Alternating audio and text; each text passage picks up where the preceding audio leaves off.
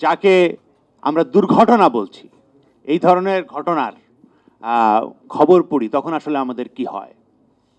আমাদের ভেতরে তখন হয় যেটা, যে আমরা আসলে কোথায় ঘটনাটা ঘটেছে সেটা দেখি, কতজন মারা গেছে সেটা দেখি, সংখ্যা দেখি, হ্যাঁ, কোথায় ঘটনাটা ঘটেছে সেটা দেখি, এবং এটা যদি আমার আশেপাশের কোথাও হয়, আমার পরিচিত কোনো জায়গা হয়, সেখানে আমার পরিচিত মানুষ আছে কিনা সেটা দেখি, তাদের নামটা আছে কিনা সেটা দেখি। অর্থাৎ এই যে ঘটনাগুলো ঘটছে, প্রতি 25 সেকেন্ডে একজন করে মানুষ সারা পৃথিবীতে দুর্ঘটনায় কোথাও না কোথাও মারা যাচ্ছে।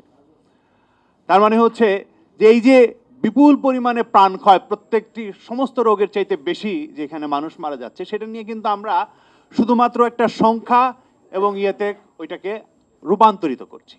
ওইটার ভেতরে যে প্রাণ, ওইটার ভেতরে যে একটা পুরো পরিবার, সেটাকে আসলে অনেক সময় আমরা দেখতেই পাচ্ছি না। এই জায়গাটা আছে, এবং এই যে এটাকে আমরা বলছি দুর্ঘটনা, এই দুর্ঘটনা বলার ভেতর দিয়েও অন্য একটা জিনিস ঘটছে। যখন আমরা এটাকে দুর্ঘটনা বলছি, দুর্ঘটনার ভেতর দিয়ে আমরা, দুর্ঘটনা তো অ্যাক্সিডেন্ট তো যে কোনো সময় হতে পারে, যে কোনোভাবে হতে পারে। এটার কারণের বিষয়ে মানে তখন আমরা আর অনুসন্ধানের দিকে যাচ্ছি না। এখন একটা যদি আমাদের রোগ হয়, তাহলে রোগের আমরা কারণ অনুসন্ধান করি, ডায়াগনোসিস করি, সেটার রোগের মানে কিভাবে নিদান হবে সেটার জন্য আমরা চেষ্টা করি।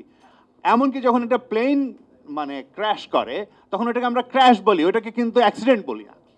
তার মানে হচ্ছে যে আমরা আমাদের সড়ক পথে যা হচ্ছে সেটাকে আসলে দুর্ঘটনা বলার ভেতর দিয়েও কিন্তু আসলে আমরা এর অন্যান্য কারণ এর সাথে কিভাবে যুক্ত, যেগুলো আমরা ইতিমধ্যে আলোচনা করলাম, এখানে আলোচনায় আছেও, যে এখানে রাস্তার অবস্থা, চালক, এখানে আমাদের যাত্রী হিসাবে আমাদের অবস্থা, সমস্ত কিছু এটার সাথে যুক্ত।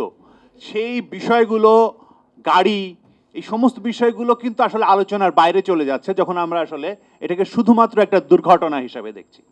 ফলে আমার মনে হয় এই জায়গা থেকে প্রথমত একটা পরিবর্তন করা দরকার, এটাকে দুর্ঘটনা হিসাবে না দেখে এটাকে একটা সড়ক পথের সংঘর্ষ কিংবা এরকম কিছু একটা নামে আসলে রূপান্তরিত করা দরকার, যাতে করে আমরা এটাকে নতুনভাবে, এটা আমাদের মাথার ভেতরে চিন্তা হয় যে আসলে এটা কেন হলো, সেই কারণ অনুসন্ধান জরুরি, এবং সেটা আমাদের তার প্রতিকার খুঁজতে হবে।